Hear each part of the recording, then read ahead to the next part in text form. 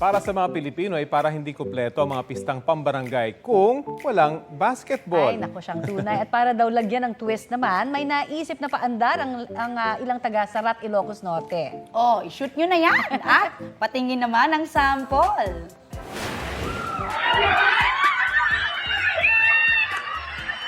Ayan o, dress to impress pala sa court ang mga kagawad at tanod ng barangay Binaratan. Liga ng basketball but make it fashionable. Ang players aura sa pagpasa ng bola habang nilarampa ang makukulay na bestida.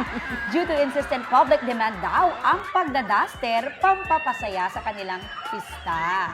2 points sa bawat basket pero parang pang 1,000 points ang kakaibang pakulo. Ayun o.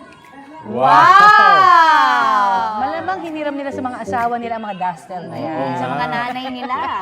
Oo nga. Pero kakaibang paandar. Pero lahat yan para mapasaya syempre yung kanilang mga Yes. kabarangay. At mukhang enjoy naman. Pati tayo. Oo nga. Damay sa Mukhang komportable pag-i-enjoy. naman sila. di ba? Correct. Oo nga naman. At ito ha, dapat maging masaya lang lagi, di ba? Correct. Sportsman lagi. Ayan. Kapuso, alamin ang maiinit na balita. Bisitahin at mag-subscribe sa GMA Integrated News sa YouTube. Sa mga kapuso abroad, samahan nyo kami sa GMA Pinoy TV at sa www.gmanews.tv.